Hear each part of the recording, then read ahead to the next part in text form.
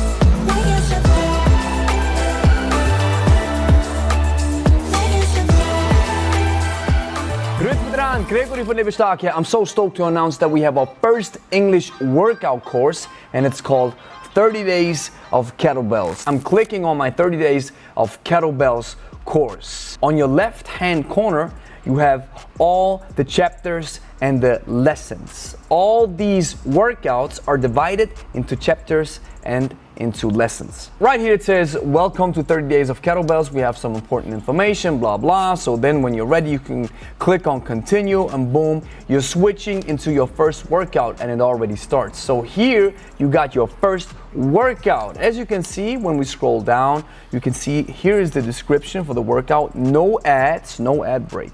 Okay, it's just the workout and you see the exercises, you see what you have to do. 30 Days of Kettlebells is an intense workout program that builds you up as a beginner without prior knowledge. That's what we specialize in. And this is very important. Even though we cover certain aspects of different exercises in small tutorials, this is not a specific technique class or course. We offer these types of courses as well. However, they're currently only in German. This is strictly a workout course. From now on, you will receive one of the following tasks each day for the next 30 days.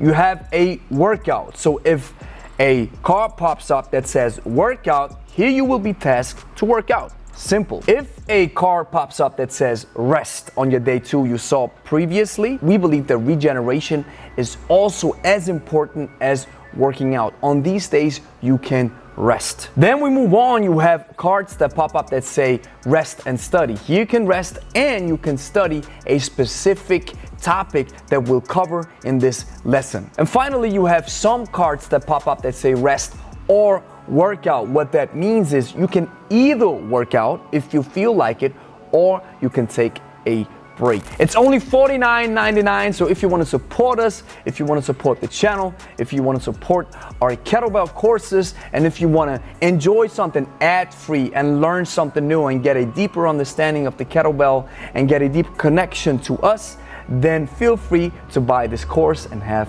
fun. This is your Captain Gregory speaking. Thank you for choosing Lebe Airlines. We're about to take flight. please fasten your kettlebells. The ride may get a little bumpy. We may encounter some turbulences, but we will get through them. Don't forget to let us know where you're from. Type it in the chat or leave a comment. Tell us your city or country and let us send you some love. Get ready for takeoff.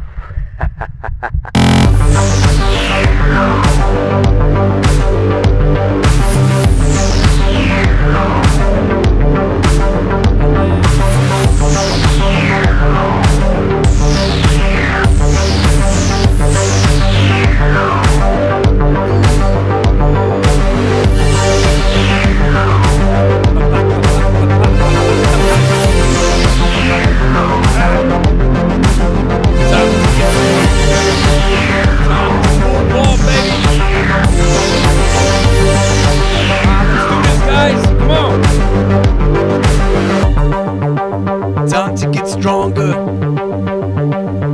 10 people in the chat, guys. What's going on? Hey, what's going on? Hey, yo, we got it, baby. We got it. We got it. Time to get stronger. Yup. Yup. Yup. Yup. Yep. Yep. Whee! Boom, ladies and gentlemen, what's going on? This is how a man looks who beat COVID-19, guys. Yep, I said it. I said it's probably the first time that YouTube is maybe deciding to demonetize one of our videos. Who knows? Oh, guys, what a ride this was. What a ride. It was bumpy. It was crazy. And I have to thank my family, thank God that we made it through this. That's the reason why we had to postpone our live streams. Man, everything was going so well. We were at cruising speed with everything that we're doing. We're still experiencing some crazy growth with the YouTube channel. And it's understandable because, you know, as countries start locking down their gyms and restaurants and bars and their social life, people have to work out at home. And in that situation, it was that situation that Angie and I found ourselves in. And it was pretty crazy, let me tell you guys. It started last week, Wednesday, lunch time. I felt a little off, got a little headache, and I was like, I'm not sure. And since we're all very sensitive with this topic, and since we have, we have a studio, we don't do YouTube full time, even though it sometimes feels like it. Well, we use it as such an incredible outlet where so many good things are happening through our YouTube channel, which I'm so incredibly grateful for. So I'm not here to spew nonsense right now. I want to talk about my experience. And I don't want to share any conspiracy theories or anything like that. This is not the place. We are not a YouTube channel that goes into that type of stuff. But still, I want to share my experience, share my thoughts a little bit, and I hope you're willing to listen. Because let me tell you guys, it started Wednesday, and then I stayed home and. Angie, having such a strong woman by my side, I can't tell you, it's so hard to fathom of what a strong woman Angie really is. And then she took some of the lessons. I isolated myself, started doing all the measures. And then Friday, I said, well, I got to get tested. You know, when you're self-employed, you got to take all the measures without anybody telling you anything. I was always that type of guy. I don't, it's not that I'm looking for guidance or asking anybody what to do. I knew, hey, I don't feel as well. I never get sick. I'm a pretty strong dude when it comes to this situation with sicknesses and diseases and all that kind of stuff. I'm healthy. I'm grateful. And all of a sudden this thing happens. So on Friday, I got the results and they came in and it was positive. I was like, whoa. So, and let me tell you guys straight away, I have to trust the Swiss government and that lab that tested me that this is true. We don't have no independent institution to fact check whether these tests are accurate or not.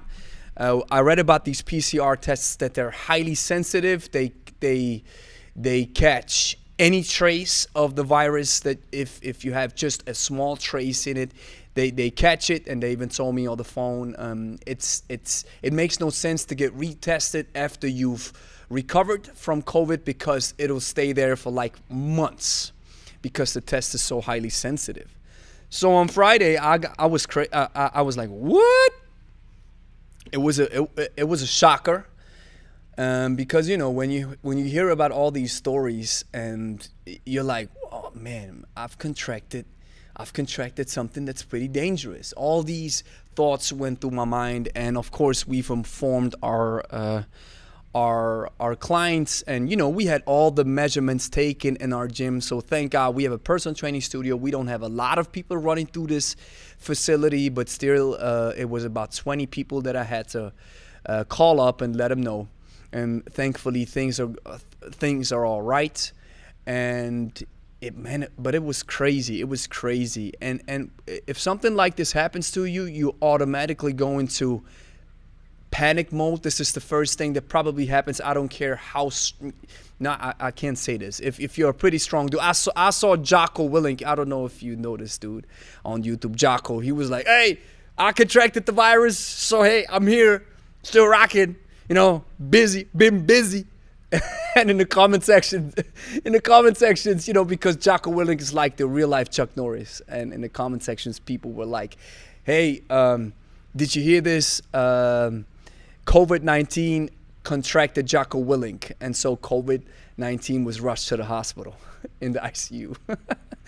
So all of a sudden, so many people contracted the virus, some YouTubers that I'm following. And, when we talk, when you contract the virus yourself, you hear all these stories and, in our surroundings. And it was crazy. It was crazy. So we did everything. As soon as I left panic mode, there was even a tear rolling down my eye, because I was like, man, it's the same situation that happened in March 2020.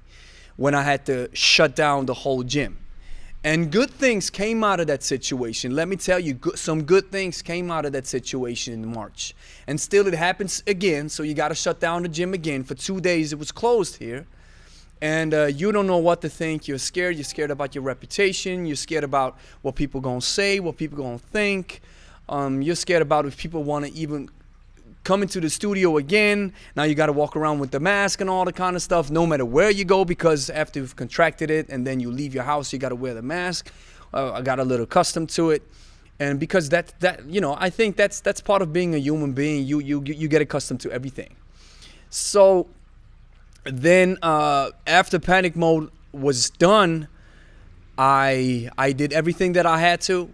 We did all the measurements. We've ramped up our online coaching. So I'm so grateful that we've ramped up our online coaching, because Angie, she's a beast when it comes to her online coachings. She's doing it so incredibly well. She's the leader of her online the online coaching segment that we have. And I'm so incredibly grateful that we have this strong YouTube channel, where I knew, okay, now I got to go for 10 days into isolation. You know what I got to do? I'm going to do some YouTube videos. So the recent videos that maybe you've seen, some of our recent videos, and that's the funny thing, the video that I've released yesterday got record numbers and views for our means, which is crazy. And the video before that got record views, which is crazy, for our means. So I was like, hey, you see, something's coming back. So I did these videos, and then I realized, wow, I can do these off-camera videos where I'm just talking. And I just have some B-roll going, and I'm talking and serving you some value, and I'm still able to help you, still able to give you some good content, and the numbers are speaking the same language, saying, hey, that content's nice, people like it. You don't have to show your face all the time. You can do stuff where you just talk about your passion and serve some value, which was awesome. So I found out, whoa, these videos are way easier to make if you don't have your face on camera, because I try to do it at home with the camera, but it looks bad. It looks awful. So I recently bought a mic for Angie for her online coaching, so I was able to use that mic because we got it at home. And then I did it was like 4 videos. So I was pretty busy, did some stuff. And then the funny thing is my dossier fell from the truck. I can't put it any different because nobody called me. The canton, in Switzerland we have 26, 23. Oh, I'm sorry. I think 26 cantons. I'm sorry. It's like regions, right? So we're in the top part of Switzerland that's called Thurgau, and nobody called me. Nobody called me. I think they forgot me. Or they were like, "Oh, that's that dude. He contracted it. You ain't gotta tell him nothing." Because he knows what to do. He's self-employed. He does it. Nobody got to tell him anything. Yeah, at least that's what I thought. So it fell under the table, and then Angie got tested, and she is positive as well. It was crazy, and Angie got no symptoms at all. She's asymptomatic. She ain't got nothing, no headaches, no nothing. We both were a little sleepy, but that's it. And so the crazy thing was losing taste and smell. That was really crazy. Let me tell you guys, I was really scared because I read online. I was like, for some people it will be permanent. And I was like, what? And you know what I did? Every night during that, when I had to battle this virus, because at night my body it got so hot. It was like, I don't know, it was like a steam wallet. It was so hot, I was burning. And so every night I got up and I got this small tube of wax for my hair. And it smells so awesome. It has a pretty strong smell. So as soon as you open up that little bottle, it's like boom, it's so strong. So every night I'm like a drug addict. I open up the bottle, be like, oh, I still smell it. Oh, I still smell it. And then the night came where I got up. I don't smell it. No. And let me tell you guys, this was the scariest part. And reading about it, saying a lot of people will probably, for some people, or a lot of people, it'll be permanent. I was like, no. And even eating, no taste at all. That was crazy. And then sometimes my taste came back, and then it left again. I was like, oh, it's back, thank God. The next day, it was gone again. And wow, it was crazy. So then after a few days, I started working out with the kettlebell. And here's where the power of the kettlebell comes in, guys. Let me tell you guys, you guys know, who subscribe to the channel and watch some of our stuff, we love the kettlebell. We're so highly passionate about that thing. And now, if you're in a panic mode, in a panic situation like this, where you can't leave the house and you have to stay at home and there's nothing you can do, and I asked some of my family members, they got one kettlebell, and I chose the 16 because I didn't feel 100. I feel like I'm at 95% of my energy capacity, still feeling a little sleepy sometimes, but I'm feeling great now, like I never got anything.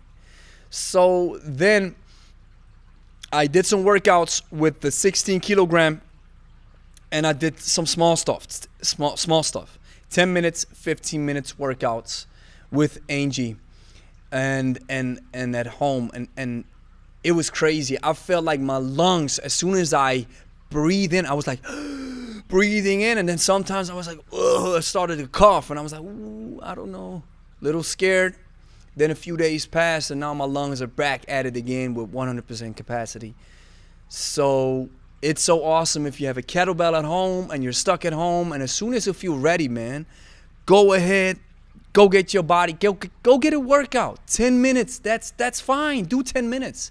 Some clean and jerks, some swings. Don't get it complicated. Don't get it confused. And then this is where, we talked about it recently. This is where these crazy, confusing workouts come in. Where like, I gotta remember 6 exercises. Gotta do 10 reps. Gotta do 15 reps. If you're contracting the virus or contracting anything, and you have to battle against it, and as soon as you get a little strength back, and you feel like, well, I want to do a workout, go easy. Go easy. Go easy. Choose one exercise. That one day, it was just clean and press. 5 minutes with the left side, 5 minutes with the right side, done. Then some push-ups, done. Done. Don't confuse it too much, because your brain and your body is fighting that stuff. So why not support it with something where you don't have to think about it a lot? And this is another, experiencing this situation. It's like, wow, the kettlebell is where it's at, guys. It is where it's at. So just to put it in perspective, my experience, if I can say that it is true that I got the virus, like I mentioned in the beginning, I don't want to share, I'm not about conspiracy theories. I'm just a critical thinker.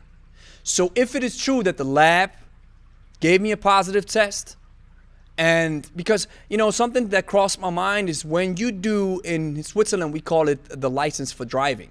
All right, so that's everywhere probably. And what I've heard about is that sometimes they have to, not everybody will make it. Some people there's a certain average that has to fail the test. At least that's what I've heard. I don't know if that's true. But somebody once told me a certain average has to fail the test, because otherwise there's too much new dudes and new gals on the street, which could be dangerous. I can't remember the ins and outs. And I don't even know if that's true. I'm just saying, this is something that I've heard. So maybe it was like, well, now we got to ramp up the positivity rate so we can, get some other measurements done. Like I said, no conspiracy, it's just critical thinking.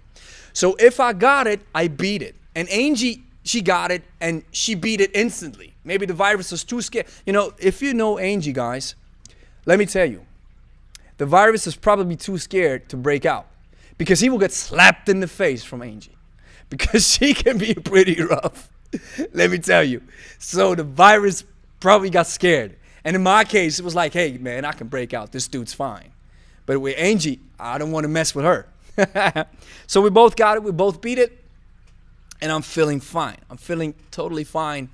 And of course, they talk about all the repercussions that may happen years from now that we don't know if there's anything that may happen. I don't think it makes sense for me to live my life in fear now. I think I beat it. I'm still doing the best that I can to treat this temple of the Holy Ghost as good as possible, to still working out, still watching my nutrition, still getting my vitamins, everything that I've done up until now. And there's a very awesome Latin word that I want to share with you, a Latin statement and a Latin phrase that says, si vis pacem para bellum. That means, if you want peace, prepare for war. I love this. I'm probably going to get it tatted on my body. Si vis pacem para bellum. So, if you want peace, you got to prepare for war. Because war happened. And it's not just war in my body. War happened in my mind as well. I don't even know if there will be any economical repercussions that our business will experience because we got it. I don't know. I don't know if people will be scared. I don't know what January is going to look like. I don't even know if they're locking down a whole of Switzerland again. I don't know. The only thing that I know is everything that it's inside my realm of control, I take control of it like my body. I do what I have to do and I move forward. I'm not scared and I think I'm fine. And the funny thing is, I read all these horror stories, guys. I read all these horror stories that really make you question whether you're going to make it through the virus, through this time or not. I read them and I was like, I got to stop reading that stuff, because these horror stories were like 4 pages long, but people lost their relatives, lost their father. First, his father was okay. Then his father got rushed to the ICU. Then he died. Then they couldn't have a funeral while he himself was battling and is almost dying as well. And I was like, what? And it's pretty unfortunate that you don't hear about these folks who recovered and are totally fine, doing totally fine. So, yeah, it was crazy, guys. It was really crazy. So now we're back at it again. Next week, we're going to do our Usual schedule, I'm not sure if I'm going to do my Kettlebell podcasts as regular because sometimes we don't have a lot to talk. I always have a lot to talk about, but I want to make it concise. I want to see that there's value, and then I'm going to do one. If I think, okay, the value is not there, we don't have a lot of value right now, or we have a lot of things to do, because I always got to do some research for these Q&A podcasts. And I always got to put some comments together, put some stuff together for you guys. And unfortunately, I got some good stuff that we're going to talk about right now. And if you just joined, guys, this is a Q&A. If you have a question about the kettlebell, if there's anything that you want to ask it in the live chat, and I'm going to answer it. Because the last time we had somebody joining the stream, and he asked, are you taking questions? We're always taking questions. But I'm just focused on my stuff. I'm going to go through it, and then I'm going to check out if there are some questions in the live chat. Is that okay, guys? So thank you very much for being patient. Thank you very much for joining the stream. And now we got to take a word from our sponsors, and then we got to check out a few comments that we got on our YouTube channel.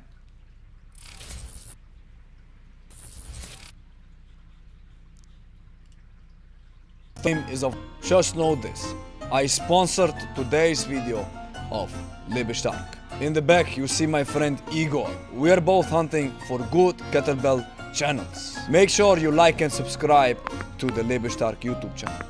Or else, comrade, we can't consider you to be a true student of the art of kettlebell training.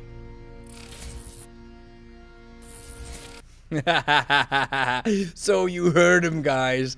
You heard him, guys. You heard him, guys. So I got some stuff prepared for you guys. Let's jump in right now. Welcome to another Kettlebell Q&A. After the initial experience with COVID, we want to get into it, guys. I got some stuff for you. And before we want to go any further, we got 13 people in the chat. Thank you so much for joining, guys. Join the Kettlebell Club. If there's any value that we're able to provide you with, and it's not only worth your time, but it's also worth your money, then you can join the Kettlebell Club. I see that Long Toes in the chat. Thank you for joining, Long Toes. So great to always have you down rocking with us. You see his LS logo next to his name.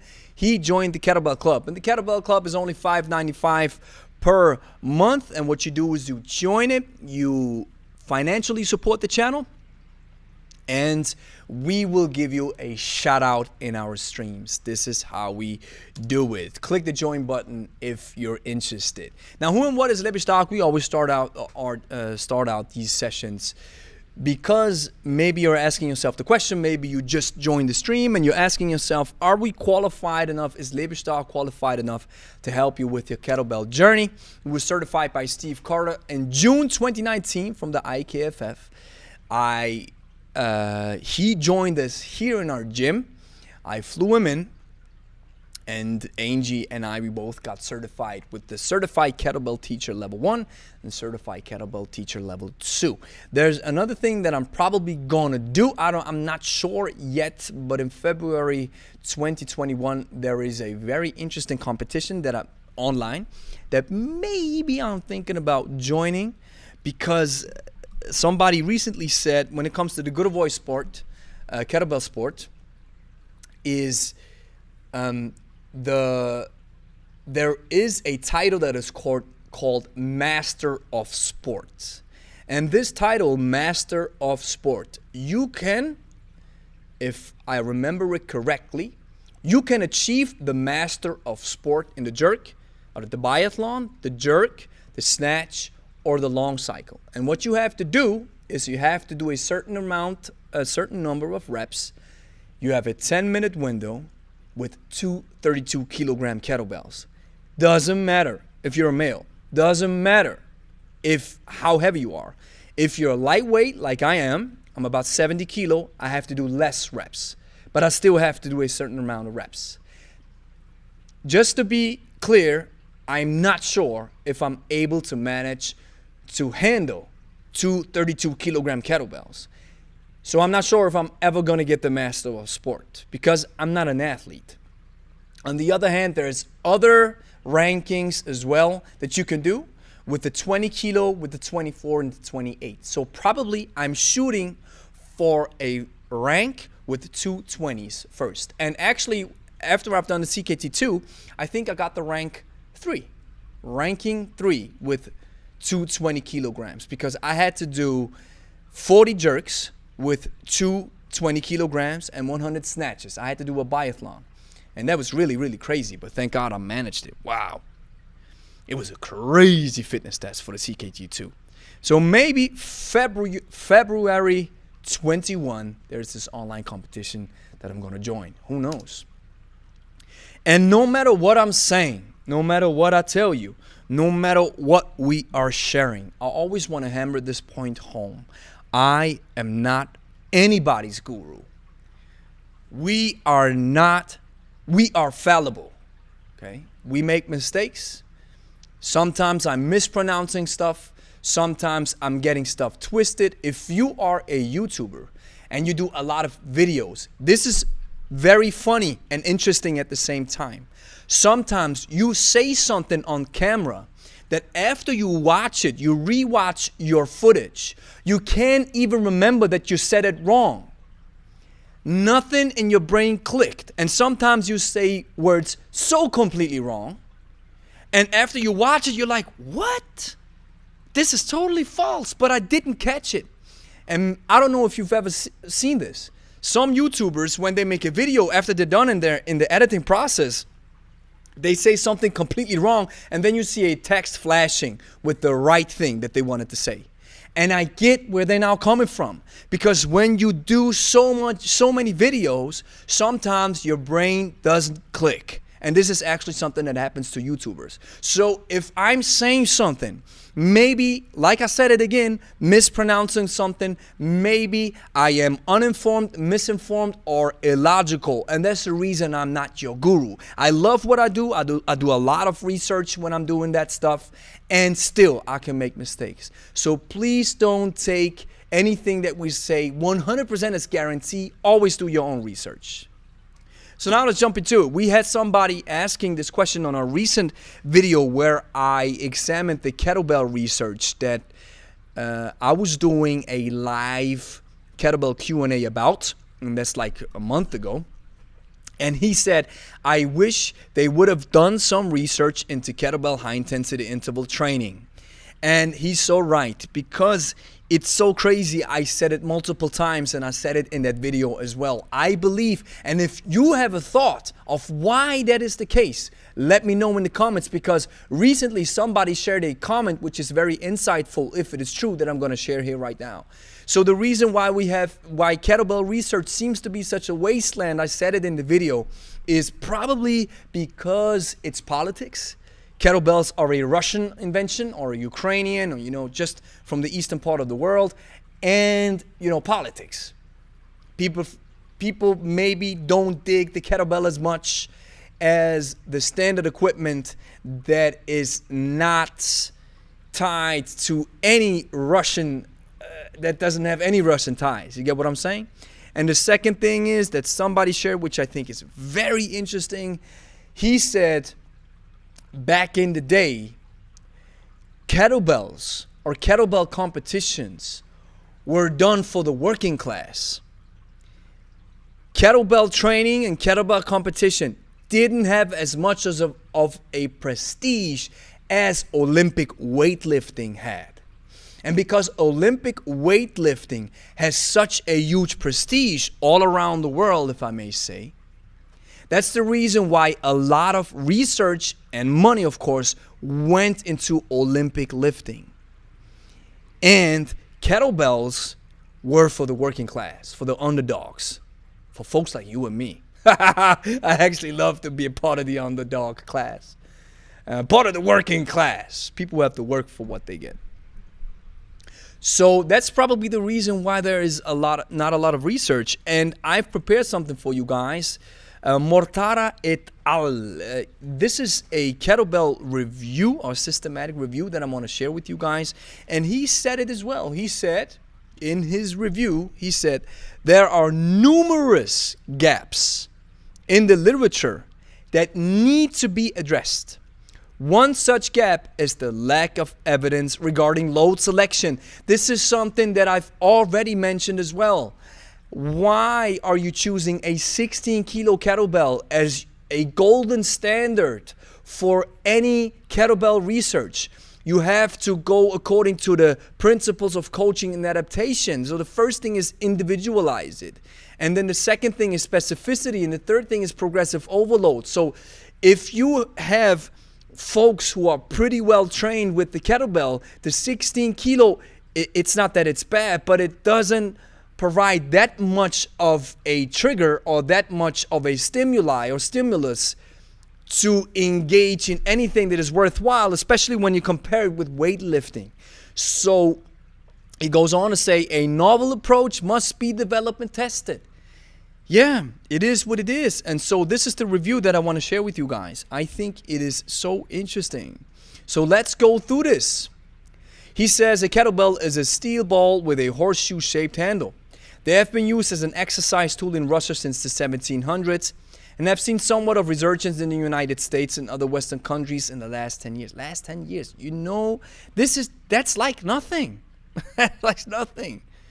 This resurgence has been at least in part due to the popularity of group fitness classes and high-intensity interval training methodology. Training with kettlebells is in some ways preferable to conventional resistance training. Kettlebell exercises are simpler. And actually, I have to disagree. Because he says kettlebell exercises are simpler and faster to learn than many resistance training techniques and can be instantly switched between bilateral and unilateral exercise. That's true. It can be switched with the bilateral and unilateral stuff, but I don't think it's as simple and as fast to learn, especially when you talk about the Russian style. Purported benefits of kettlebell training include the following: improved core stability. So he goes all the good stuff that kettlebells can provide. However, despite its long and storied history, there is little clinical evidence to support the claimed benefits kettlebell training provides. Many gaps in the literature exist, and what evidence we do have is less than 10 years old. What follows is a brief assessment, blah, blah, blah, blah, which is it is a very interesting study. So let's go into it. I have to skim through it and show you all the recent research that he was checking out. Biomechanically speaking, the kettlebell swing is a highly functional exercise involving multiple joints and large muscle groups. Since the swing, actually, it's not multiple joints. If you do the swing correctly, the only thing that happens is, if we can count it, your knees are getting soft. But it's not actually, your knees are not bending. So the knee joint is not actively working. The only thing that is working is your hip. That's why it's more of a hinge movement. So here he says, here he got the numbers. Recent research on kettlebell training has shown that it causes positive changes in cardiovascular health, but is equivocal regarding body composition. Farrar et al. Show that kettlebell training can elicit heart rate responses averaging 86% of age predicted max. This falls within the American College of Sports Medicine recommended intensity to improve cardiovascular health. Awesome. So we have at least that research where we can say kettlebell training can improve your heart's condition. And they all followed a kettlebell protocol established by Pavel.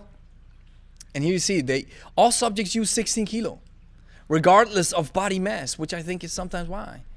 Why not use a different kettlebell weights? And then they talk about the American swing. Okarinen found that lumbar angles are highest in the overhead position, which may contribute to lower back pain. On the other hand, McGill et al. Found that the Russian swing hand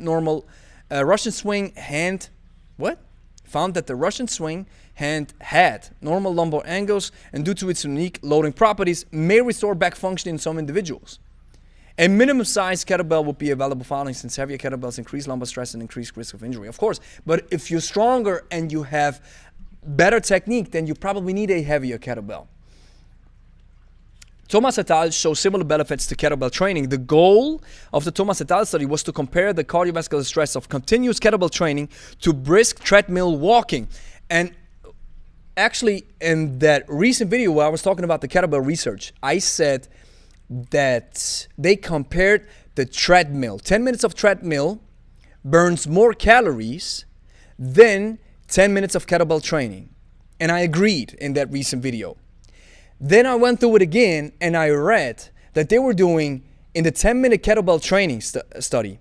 Of course, they used only the 16 kilo, which is one flaw. But the second flaw that I discovered is they were doing a Tabata interval system. 35 seconds of work followed by 20 seconds of rest.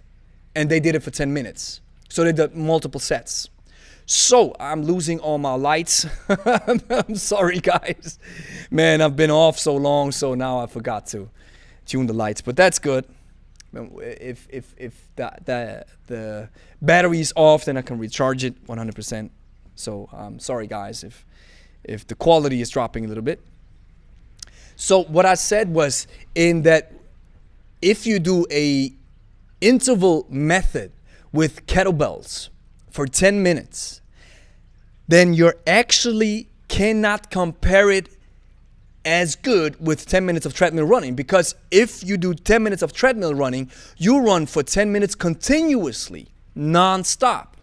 So a better comparison would be to have somebody who is advanced in kettlebell training, who knows his or her stuff, has great technique, uses a weight that challenges the person, and still is able to do a 10-minute set. So for example, why not do a 10-minute set of snatches with, if I would be the one who had to conduct it, I would choose a 20 kilo kettlebell, or maybe a 24 if I'm really, really prepared. 20 kilo kettlebells, 10 minutes of snatches, 5 minutes links, 5 minutes left, 5 minutes right.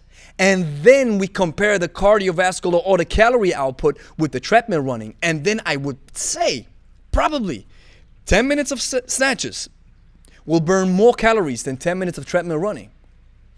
I would say so. And it's easier on the joints. So subjects completed 3 sets of kettlebell swings and sumo deadlifts at a cadence of 80 hertz. Each set lasted 10 minutes, followed by a 3-minute rest period. A control group completed a treadmill protocol of similar duration with a similar rest period. Results from the study indicate that continuous kettlebell exercises at a moderate pace can produce similar rates of oxygen consumption and slightly higher heart rates as brisk treadmill walk. Well, it's brisk treadmill walk and it's not running. The kettlebells for this test were selected based on gender. Males used a 16, here we have it again. Females used a 12 kilo. This represents an improvement in methodology from far down, but only a slight one.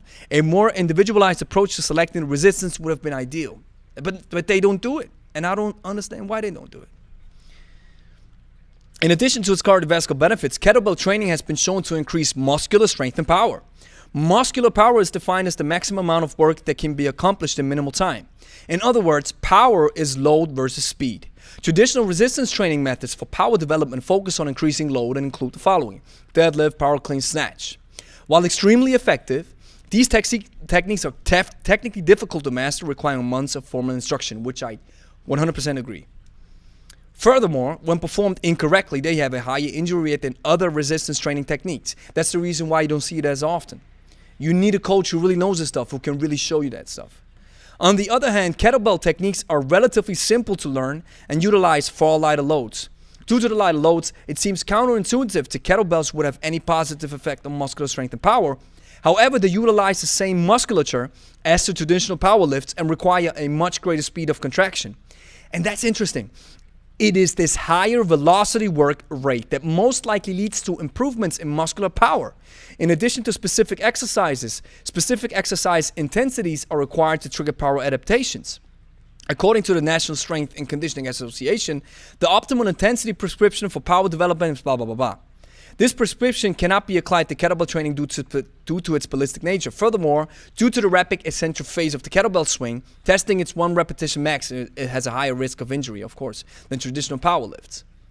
So it's interesting. It's because we work at a higher rate, and this probably goes with that one study that I think it was McGill, and I think Brad Schoenfeld mentioned this as well, that as long as the muscle experiences this mechanical load and stress, where adaptations, where it's forced to adapt, it doesn't matter if it is very heavy or lighter. So that's one of the reasons why kettlebell training is effective in building muscle as well. And so he goes with the Otto et al. Study that I want to show you. If it's here. Lake et al. Is also an interesting study. In 2012, Lake et al. Put 21 adult males through Zutlins. See, they misspelled his name. They misspelled his name. That's how popular kettlebell training is, man. This is crazy. Tsatsouline's protocol, outlined above, or jump squat protocol of similar volume for 6 weeks. Subjects' muscular power was measured via half squat and vertical jump testing. Results indicate that kettlebell training is just as effective as jump squat protocols at improving lower body power. That actually goes to show with another study that I've read about, where it said that there were some adaptations, but not the same. There were some adaptations in the jump squat, in the vertical leap, but not the same as with traditional strength training methods like the squat or a heavy leg press. So these are kind of pitched against each other. Kettlebell loads for the study were again 16 and 12 for subject or below 70 kilo respectively. That's so crazy. That's so crazy. It's like, oh, 16 kilo is the golden standard. And then you see what the Russians do. They tell you, oh no, you have to, if you want to get master of sport, you have to work with 32 kilogram kettlebells. That's 64 kilos. Oh, you're only 64 kilos heavy. Who cares what your body weight is? You can do a fewer reps, but you still have to choose the same weight. This is crazy. Isn't this crazy? And we have another app break coming up, guys.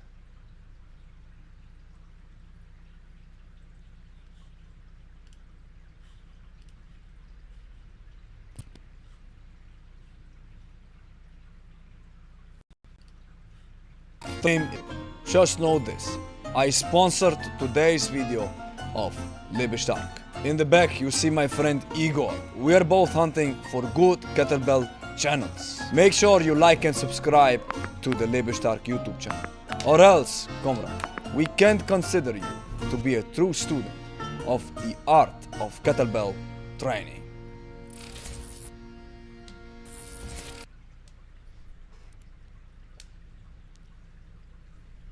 You heard him, guys. Like the video and subscribe to the channel. So now we go on with the study. Similar to other studies, Lake et al. Stratified the kettlebell loads based upon body mass. Subjects perform this routine at their own pace with no set cadence. In addition to the work by Lake et al., other studies have shown the efficacy of kettlebell training in improving strength and power. And this, the Otto et al. Study found that kettlebell training found that kettlebell training improves muscular strength and power, but not to the extent that traditional resistance training does. In this study, 31 subjects were assigned to either a kettlebell training protocol or a resistance training protocol, which acted as the control. The control group trained twice per week, performing high pulls, power cleans, and back squats with an intensity consistent with power development. 4 sets of 6 reps at 80% of 1 rep max. The kettlebell training group used one size kettlebell 16, performed swings, accelerated swings, probably high swings, and goblet squats. It is likely that only using one size kettlebell is the reason why improvements in strength and power are not as strong as in the kettlebell group as they were in the control group. Of course, if you choose a weight resistance program where you can use progressive load, you will have different results. So that's why we always advocate, if you work with the kettlebell, oh man, I'm seeing that the lights are off, so guys, you don't see me as nice, right? So I'm really sorry, guys. But let's keep going. As soon as you've improved your technique and you're really safe with, if you're a man and you're starting out with the 12 kilo, if you're a woman, you're starting out with the 8 kilo, then you jump up to the next one, a woman jumps up to the 12, guys jump up to the 16, and then you get stronger, your technique gets safe, then you jump up to the 20, then maybe you're choosing the 24, because swings, you can actually do swings pretty heavy if you have great technique. And so that's why we always advocate for choosing different weights when it comes to kettlebell training, because this is mandatory if you want to keep progressing. Of course, you can just work with one kettlebell and work for longer sets of time. You can do this. But then probably once your body and your musculature has adapted, once your muscles has adapted to that weight, then probably you're doing more cardio and less muscle building. So if you want to keep those two at a level pace, then maybe you have to go for a heavier kettlebell. And dare yourself. Dare to choose a heavier kettlebell if your technique is safe. And now here's the conclusion. While not unanimous, the body of research on kettlebell training strongly supports the conclusions that it can have positive benefits for cardiovascular fitness, muscular strength, and muscular power. However, like I said, there are numerous gaps in the literature that need to be addressed. One such gap is the lack of evidence. A thorough search of host and other online research data has failed to yield a single study where kettlebell load was selected in an individualized manner. Crazy. At best, research studies have stratified 2 or 3 levels based on body mass or gender. This runs contrary to established guidelines and recommendations, blah, blah, blah, blah, blah, blah, blah, blah. And that's it. It's so sad. Applying those guidelines to kettlebell training would not be appropriate. You cannot apply the same guidelines for resistance training as for kettlebell training. Like we always say, don't treat the kettlebell like a dumbbell. Treat it like a kettlebell. It is made for these ballistic exercises. That's why it's so awesome. That's why many people can do kettlebell training who are pretty banged up. And now I gotta repair that light, guys, so you see me a little bit better. Wait a second, guys. Wait a second. Wait a second.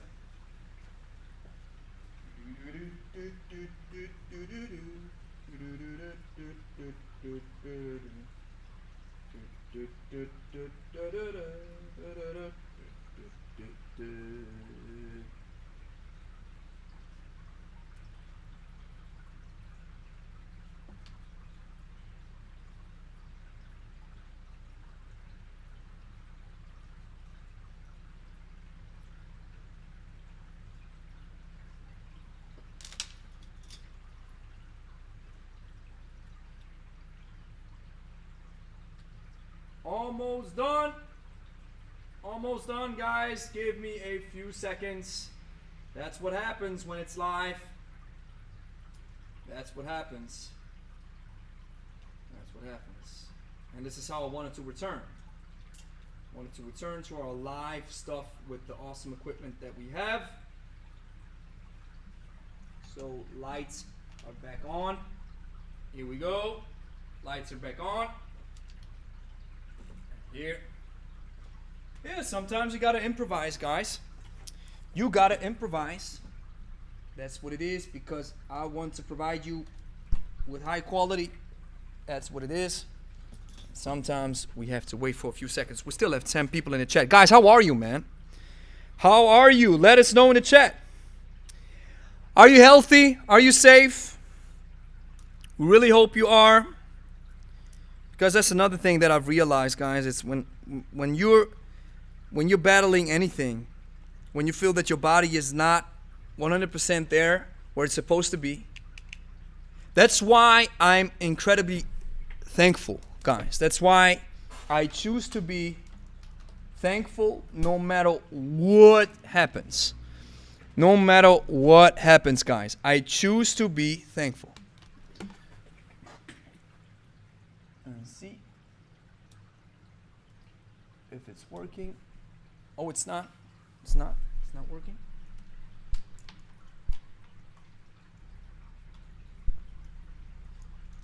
So then wait a few seconds until it's back on. Give it a few seconds to recharge. All right. Is it back? It's charging. So yeah, at least we got some light. At least we got some light, guys. Oh, and now we lost the picture. Oh, that's awesome. Coming back and things are not working. Oh, we just got a subscriber. That's awesome. It's awesome. Hey, where did the camera go? Where did the camera go? Oh, the audio is still here, but the camera left. Why did the camera left? Why did it? What?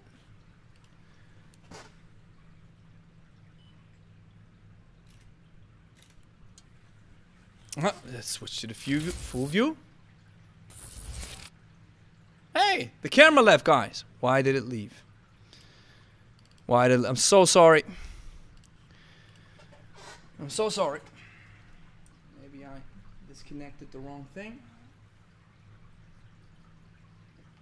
Hey.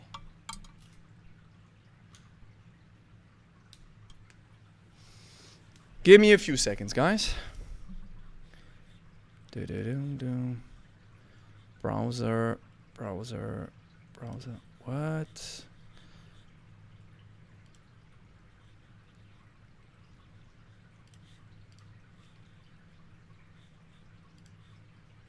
Be right back, guys. Yeah, we left. The camera's off. And I don't know why.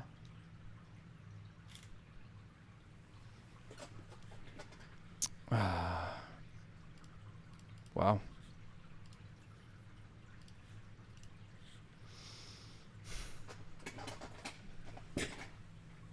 Maybe it's best to end it. Maybe the Nikon burn itself.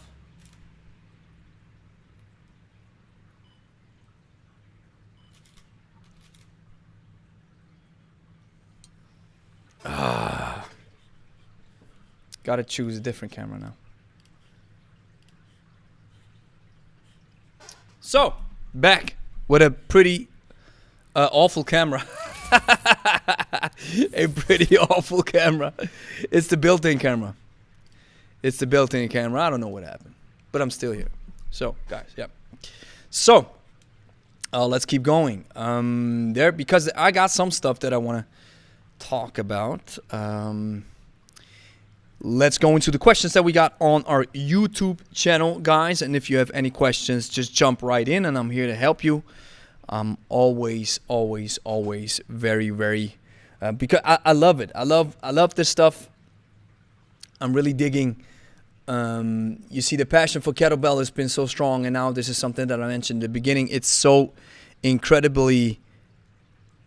It showed me that if you're able to master the kettlebell, and then something like this happens where you got to go into quarantine and you got to stay home, at least you know that there's something that you can do, that you can work out, which is, we just have to be grateful for that. And that's what the kettlebell provides you with. So we had one of our subscribers saying, my first 24 kilo snatches during this lineup. Holy smokes, I have only 18 kilo and 24 kilo. The difference was significant. And that's why you always have to, when you jump up in the weights, it's crazy. It's always 4 kilogram. Oh, here's the camera now. It's always 4 kilogram jumps. And there are kettlebells where you can just, because he has an 18 kilo, but the regular ones are 4 kilo jumps. So, and here, the reason why I mentioned this, you have people who advocate jumping up 2 kilos and using a 18 and then using a 20, using a 22. And then you have folks like me who believe that the 4 kilo jump is adequate and it provides you with the best benefits. Because you have to use, when you use kettlebell training or the Russian style, the good boy sports style, then it's always best to use your legs as much as possible. So, and that's the reason why I believe these 4 kilogram jumps are totally fine. And if you go 2 kilo only, then you will probably have a huge kettlebell collection where most of them you won't need them. Most of them probably won't be as useful anymore. Because once you get used to the 20, you won't need the 18 or you won't need the 16. So I believe these 4 kilogram jumps for us folks who just want to stay in shape, who want to get a good workout, and I believe these 4 kilogram jumps are awesome. And the snatch is a beast. The snatch is a real beast. So I was talking about Tracy Reifkin's swing workouts, and we had somebody saying, I checked out a few of Tracy's Tracy's workouts.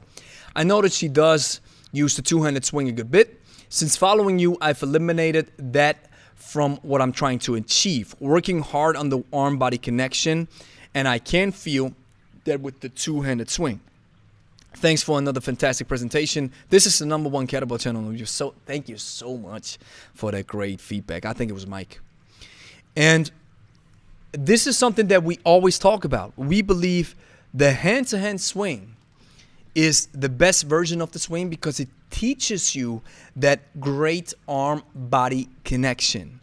And this arm-body connection is something that is vital and useful when it comes to the swing, when it comes to working with your glutes. Because this is something that we mentioned in the research video and the science video. The swing activates about 76% of the glute medius and 73% of the glute max. The one-arm swing. Because you are able to get that awesome arm-body connection. So I believe the two-handed swing does not stand up as when it comes to efficacy to the hand-to-hand swing.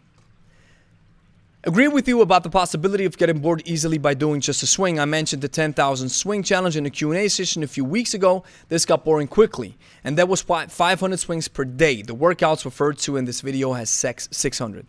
After the 4 weeks of that, I never wanted to do another swing in my life. We were talking about Tracy Reifkin's workouts where she only uses the swing as a primary exercise. You can do this, of course. What I said in the video was that probably it may get boring if you only do, I'm always watching in the wrong camera. It may get boring if you only do one exercise only. This may happen. And you don't want to burn yourself that much that you want to get rid of an exercise because you've been doing it for so long. 500 swings per day is a lot. And I do understand that after those 4 weeks, you're probably done. And so I've mentioned these challenges. I think Dan John is a great guy. I only think that these challenges are probably not as useful. I would never shoot for 10,000 swings because like he has it, this would probably burn my motivation to do another swing in my life, or I would just get bored. And then I'll skip that awesome exercise for such a long time and won't get those benefits then. So at least, I did 10,000 in 4 weeks, and then I never did one again for another 6 months. I don't think it is as useful. What are your thoughts on children ages, let's say 8 to 12, using a kettlebell for sports training? This is something that I've prepared a video for where I go in depth into this question. It's actually something where I had to reconsider my thinking because I come from the background, and that's old school thinking, that it may stunt your growth. Resistance training, kettlebell training, just working with weights may stunt children's growth. Actually, research says there is no clinical evidence that this is the case when children pick up weights. No evidence at all. It's just a myth. And what I think it is even troublesome in that study that I made a video about, troublesome is that most kids nowadays don't get the minimum requirement of 60 minutes of high intensity movements, if we could say it like this, vigorous movement. They don't get it nowadays. In that technological advanced age that we live in, most kids don't get it. They don't do it. They don't do 60 minutes per day like we did when we were younger back in the day, where there was no cell phones, no technology. You had to go outside and play. You had to walk up to your friend's house, ding dong, hey, are you coming down?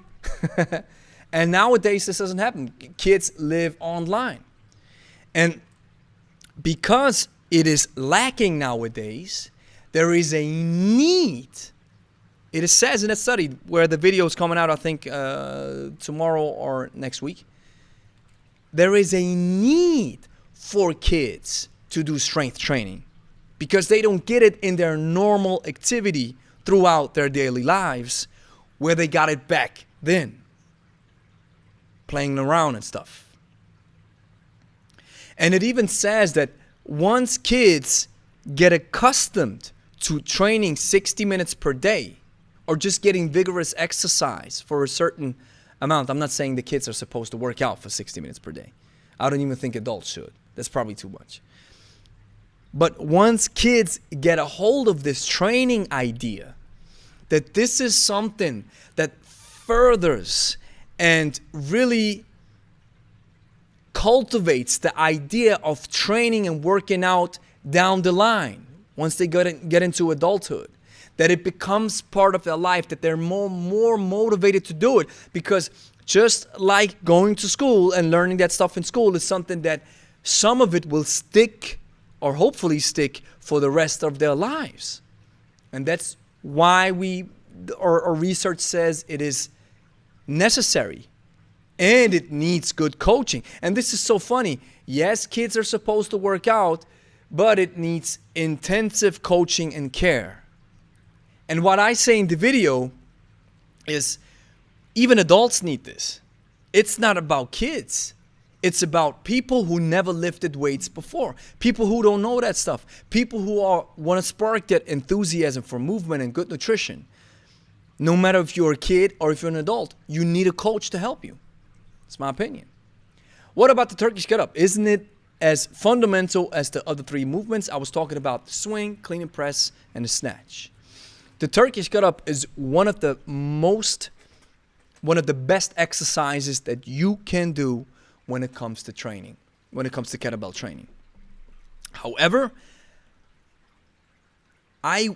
when it comes to the ballistics, and this is where the difference is made, because the Turkish get up is one of the most fundamentals when it comes to the grinding lifts. But when it comes to the ballistics, it is not, because there's no ballistic movement involved in the Turkish get up. And you can do a Turkish get up with a dumbbell as well, and you probably get the same feeling, and you get the same workout. The reason why I don't include it as a fundamental exercise is because it's not ballistic. And I believe, like I mentioned so many times, kettlebell training, what makes kettlebell training unique from all the other stuff is you can use it in a ballistic manner the way you cannot use other equipment, because it's shaped like a ball with handles attached to it. That's why I don't think the Turkish kettlebell belongs into the fundamentals when it comes to the ballistics, but it's still one of the greatest exercises that you can do with a kettlebell and a dumbbell.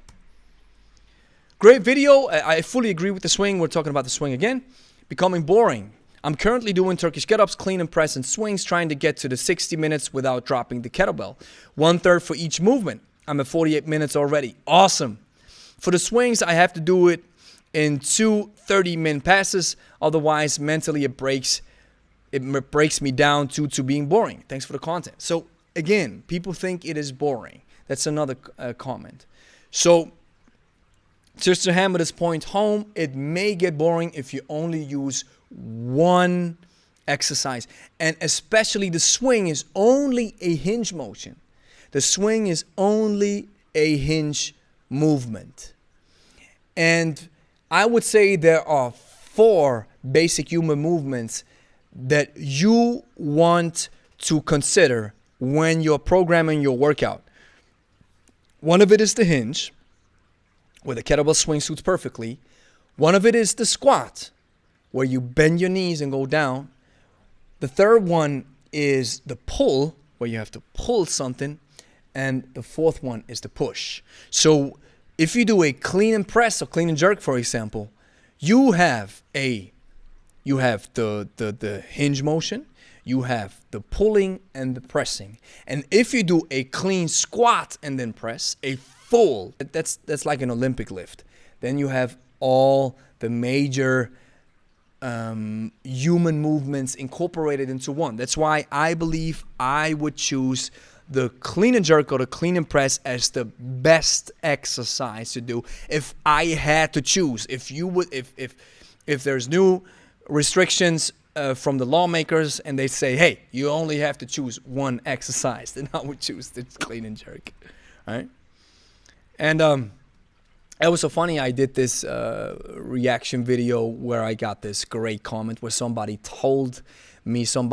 posted in the comment, he roasted me pretty good. He said, your people are supposed to binge watch Netflix and eat ice cream instead of to get coaching from you. So somebody said, sorry, just came for the Ben and Jerry's and to throw a thumbs up.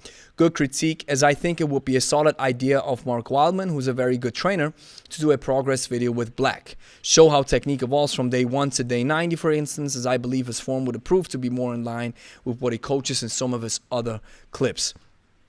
And it would be great to see, because just to give you a little context, Mark Wildman was doing a video with Jack Black, where Jack Black was visiting Mark Wildman to get some kettlebell coaching. And now it would be interesting to get a progress video, or just some progress per se. What I can tell you in my experience as a personal coach is making progress videos with, I don't care who it is. Jack Black is a celebrity, so maybe it would be great to do progress on him. It is not easy to do out of one reason. When people start coaching, no matter how motivated they are and no matter what they want to do, most of the time, it is people are lacking consistency. Okay? And I'm not saying this in a bad way. You can be the best coach ever. If people are just visiting you to get some coaching or to do a video and then get done with it and think we're done, because there is a psychological saying or a psychological way of, if people want to lose weight, they buy a book of weight loss or nutrition, good nutrition, and that simple transaction of money, issuing money to get the book, somehow triggers a thinking in your brain that the problem is solved. I got it. I went to the class. I got it. I solved the problem.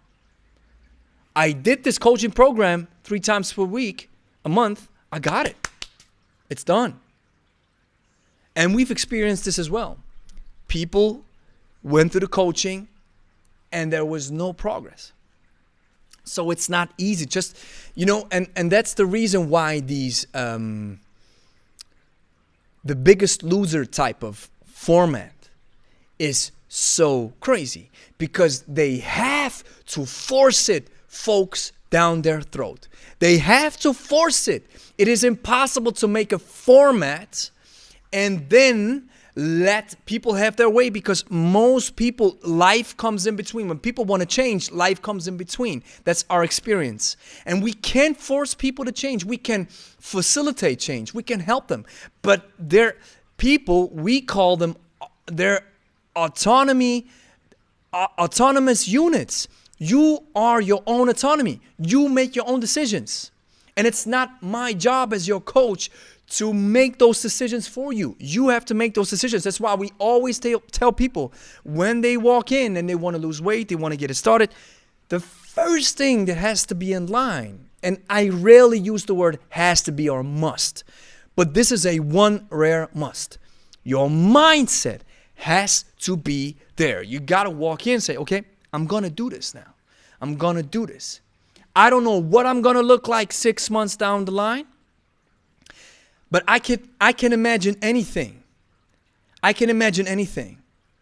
I may look like this. I may look like that. I don't care. I'm ready. I take it all in. And most people who don't make progress, they have one problem. They don't see it.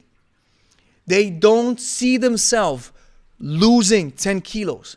I asked this question once. I told one of our clients, I said, hey, what do you think? Can you imagine yourself 15 kilos lighter? That's like 60 kilo. How does she look like? Go inside of your mind and get that picture. Do you see it? And she was like, I can't imagine myself looking like this. Because everybody says that's normal. That's me. You have those curves. My father even says that's normal. You're never going to change. You're always going to look like this. So all these barriers, all these psychological barriers, they're so intense. And there's another very interesting field that's called psychoneuroendocrinological. Psychoneuroendocrinology. That's the term in German. I had to say it because I don't know it in English. Psychoneuroendocrinology. And this is a very interesting field of science, where they want to see what happens, because you have one brain up here and you have the second brain down here. And what they do is communicate with each other. The microbiome and your gut and your brain, the thing that sits between your ears, they communicate. And what they found out was that communication always happens top down. Of course, your body, your gut is communicating with your brain, but what is most telling and most deciding is what happens from up down. So if you don't think you're ever gonna reach that success, you're ever gonna reach that weight, you don't think that this food that you just ate, that it's gonna destroy your body and you will feel bad. Anything you eat makes you feel bad. The top-down communication is what's important. So your brain tells your gut that something's wrong. And what happens is you won't see progress. And this doesn't come from me alone. It comes from these folks right here. It comes from these folks right here. This is one of the best addresses when it comes to nutrition coaching, precision nutrition. And what they said was, let me put this back in. What they said was, we've experienced this with thousands of clients. People who hate themselves, people who don't see themselves as a partner, who see themselves as an enemy or see their body as a type of enemy, people who are not satisfied, people who are always mad, no progress. No progress at all. And you have folks running through the same program with awesome progress because their mind is different. Or they got some intense mentality coaching, mental coaching, where they had to switch. So coming back to the statement, that's the reason why progress videos are tricky and why The Biggest Loser is a forced system, is a forced show. That's why people get back on it. And it's not the yo-yo effect. It's not a cycle effect. It's easy. You have been forced to do something for the next 6 months. You've been forced because you've put your contract on it, you've put your signature on the contract, and now you have to do it. And it's done. So for 6 months, you got to go through this torture. And then after those 6 months, you go back into your old habits, because they don't do habit coaching, because habit coaching takes a lot of time. And sometimes you encounter folks who don't want to change, or who don't feel like they can change. And then these people are seeing some barriers that seem unsurmountable. They cannot break down those barriers. Maybe they have to go see a psychotherapist or anybody else in that matter who can help them even further. But sometimes this happens. And so if habit coaching is not engaged, then it's just on the surface. And once the surface cracks and you don't have to do it anymore because you're done with the show now, you regain the weight because your old habits are coming back. And it's just like working out. If I tell you to use our 30 days of Kettlebells course and you go all in, and then, yeah, that's awesome, it's good. And then you ultimately burn yourself because it's maybe too much. Maybe it's just one workout per week for the next 8 weeks, and that's totally fine. And then you think, no, I got to go all in, and this coach said I have to go all in. Then you go all in and you burn yourself. And you won't do it anymore. So that's the reason why progress video, I digressed a little bit, but that's the reason why progress videos are so tricky. And so the final question, and then we're going to finish this. Then we got, I think we got one question, right? We got some action in the comments, some action in the live chat, guys. Still 9 folks of you are in the chat. Thank you guys for joining. What is a coach worth? Is a coach worth a high salary? And listen, guys, somebody commented on a video where like, hey, it was a video and it said the difference between you and Strong First is you charged no money or something like this. And then I said, well, a good coach is worth his salt. And then he said, yeah, but it's about a YouTube video. So I'm not trying to attack anyone. What I'm trying to say is a good coach is worth his money. And he is worth a pretty high salary. Because a good coach is incredibly redefined. It is incredibly rare to even develop the skills to become a master coach, helping people. If it wasn't for precision nutrition, if I hadn't found them, I wouldn't consider myself a good coach, because I've had so many things wrong prior to this coaching that I got from these guys. And even now with kettlebells, with what Steve taught me, all that stuff, it is so valuable. And you don't see it as often. That's why a good coach will charge a lot of money, and he will be worth it. I hope so. But I'm just saying, if it is given that he or she is a good coach, it is worth the money. And even when it comes to the video, I'm just being upfront right now with you guys. If somebody's asking us to do a dedicated video about them or about their brand or whatever, I would probably charge around $1,000. Probably. I'd have to check what our worth is when it comes to YouTube videos, and then I would do it like this. I used to do them for free for newspaper magazines. Some newspapers asked, hey, can you do this and that? And can you do that video? So I had like hours of work and just for one article. I don't do this anymore. If they're coming up, we just had a request recently. Somebody requested for us to do a seminar. So I said, listen, this is where we at. This is what we charge. So he said, well, this is what we can pay. Maybe you can do less. So I said, yeah, I will do less at the seminar because that's what you can charge and that's what we're going to accommodate for. But we don't. The reason why I do this stuff for free, guys, is two reasons. I love the kettlebell. I love talking about the kettlebell. I love talking about this stuff. I love doing videos. And I see the future. This YouTube channel is generating money. Don't get it twisted. It is generating money. The live workouts are generating money. Everything is generating money. And I'm honest with you guys that I have, economically speaking, I have this goal about 3-4 years down the line that this YouTube channel will just be as much as worth as the personal training business that we're having. So if you find a good coach, he has a great rep, he or she is worth a high, pay them even more. Pay them even more because they deserve it. Because it's so rare. That's what it is, guys. So, I think we're done for today. We still have 6 people in the chat, guys, with this awesome back camera that I'm rocking right now. It looks so bad. Looks so bad. I don't think I'm always, I'm looking into the wrong camera. This is so great. All right, let's check it out. Few comments about the COVID thing. Longtoe says, PCR is the best test.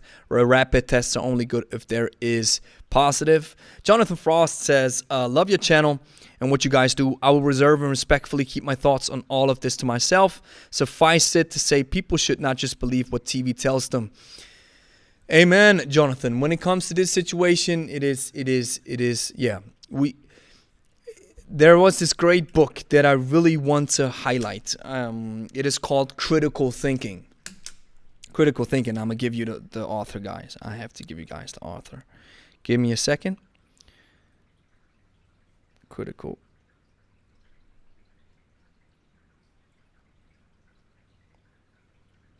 It is called Your Deceptive Mind. I'm going to show it to you guys. Here it is. Check out this book. It's an audiobook I got from Audible. Your Deceptive Mind, a scientific guide to critical thinking skills, from Professor Steven Novella from Yale School of Medicine. This dude is awesome. This dude is really awesome. And so we always advocate critical thinking. Rafael, hope both of you are doing fine. Sending blessings from Mexico. Sincerely, Rafael, your mind is powerful. So will it come back stronger. I got it too, but I'm fine and working out following your visit. Hey, man, Rafael, wow, didn't know that you got it, that you contracted it. So stay strong, brother. You will get through this just like we got through it. Sitting in the same boat, you will get through this. And yeah, follow our workouts. And hey, let me know in the chat, if you're still in the chat, how it was for you, how you feel. And yeah, we will get through this. You will get through this, man. Sending love.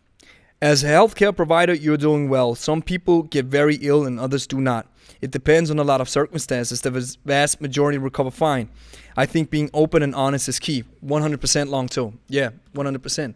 Being open and honest, letting people know that most will recover fine. And this is something that I read also is I think that's something that we all know nowadays is people who already have underlying issues are at risk.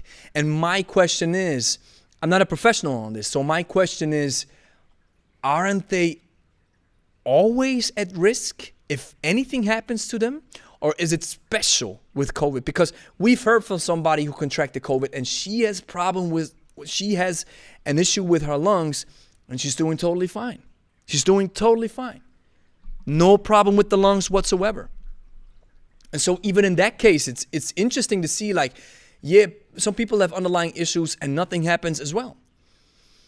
So, and like I said, probably the best thing is, and I've read this from from Nick Mitchell.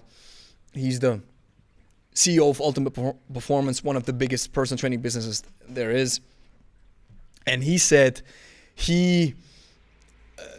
there are some underlying issues that will happen if you're overweight, if you carry around a lot of excess fat. So if you do, you will be likely to be at risk if you contract the virus. And it's not only just contracting the virus, you are at an elevated risk per se. So that's the reason why we advocate that stuff. And what I also understand is that some people who are overweight carry this painful burden of being shamed or feeling ashamed once they step into a gym. And this is something that even the fitness industry facilitated. Oh, look at all these folks at New Year, ha, ha, ha, ha. And once they're gone in February, then we got the gym for us, ha, ha, ha, ha. And that's not even funny. People, we all started somewhere. And so that's probably also a reason why people choose personal training, because they say, hey, at least nobody's watching me or giving me a strange eye. I can just make progress and feel it and get an enthusiasm sparked. And then once I got it, I can work out from home. That's why, man, the kettlebell has so many advantages, man. So glad you're both okay. Love from London. Sending you love back, Alexia.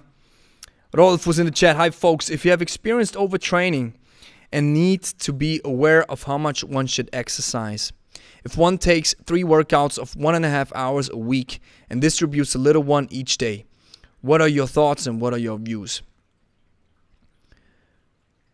So, if you experienced overtraining, I think it would be always a good thing to talk to your physiotherapist, talk to your doctor, talk to your healthcare provider who can really, really help you to see, maybe check your inflammation levels, to see how your body responds. Maybe certain exercises are not as good for you. This is something that we've experienced anthropometrically speaking. Some people have problems with a deadlift because their hips are made a certain way.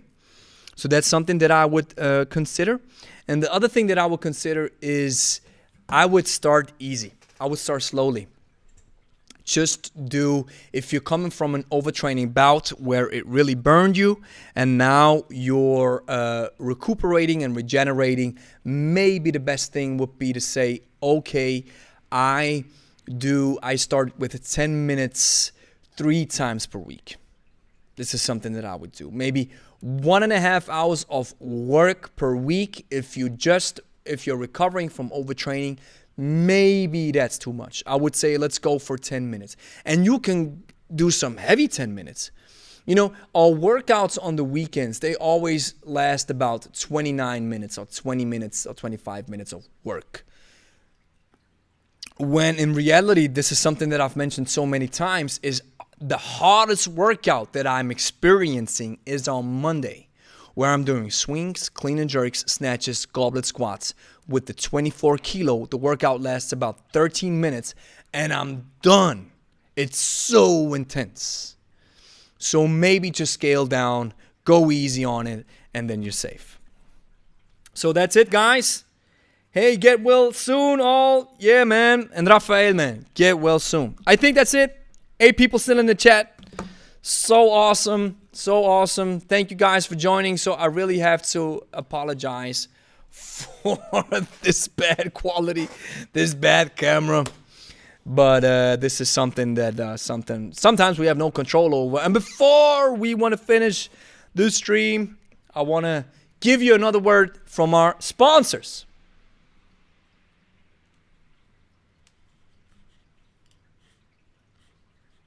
Oh, the sponsor's not here. Okay, so the word from the sponsor is not working right now. So guys, thank you so much for joining. I'll catch you on the next one. We will be live next Thursday and live next Saturday. And I'm looking forward to catch some of you guys in our live workout. Sending you love. Catch you on the next one. Like the video, subscribe to the channel. Peace out.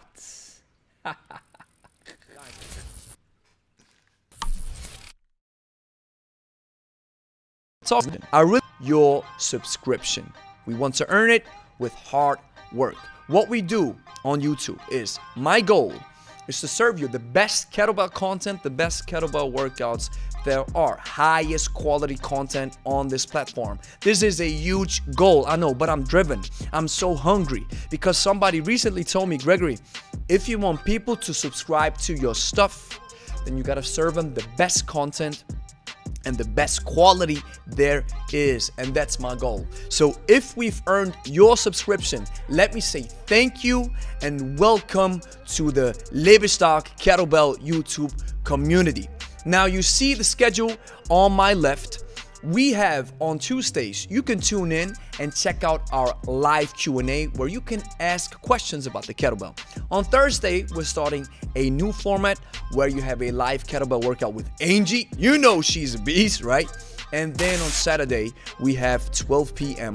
our standard workout where Angie and me are getting down with you guys to get the workout done. And you see these people on the left, these names, these are folks who donated to the stream. These are folks who joined the Kettlebell Club. You can join the Kettlebell Club right now, and you can financially support us if you want to take a step further.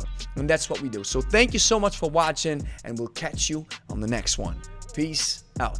I'm so stoked to announce that we have our first English workout course, and it's called 30 Days of Kettlebells. I'm clicking on my 30 Days of Kettlebells course. On your left hand corner, you have all the chapters and the lessons. All these workouts are divided into chapters and into lessons. Right here it says, welcome to 30 Days of Kettlebells. We have some important information, blah, blah. So then when you're ready, you can click on continue and boom, you're switching into your first workout and it already starts. So here you got your first workout. As you can see, when we scroll down, you can see here is the description for the workout. No ads, no ad break.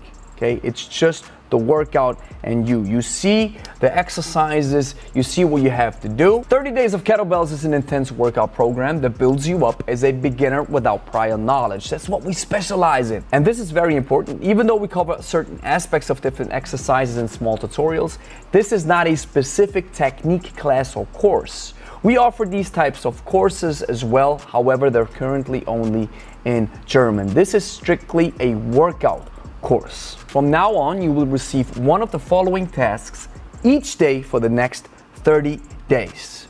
You have a workout. So if a card pops up that says workout, here you will be tasked to work out. Simple. If a card pops up that says rest on your day 2 you saw previously, we believe that regeneration is also as important as working out. On these days, you can rest. Then we move on, you have cards that pop up that say rest and study. Here you can rest and you can study a specific topic that we'll cover in this lesson. And finally, you have some cards that pop up that say rest or workout. What that means is you can either work out if you feel like it, or you can take a break. It's only $49.99, so if you want to support us, if you want to support the channel, if you want to support our kettlebell courses, and if you want to enjoy something ad-free and learn something new and get a deeper understanding of the kettlebell and get a deep connection to us, then feel free to buy this course and have fun.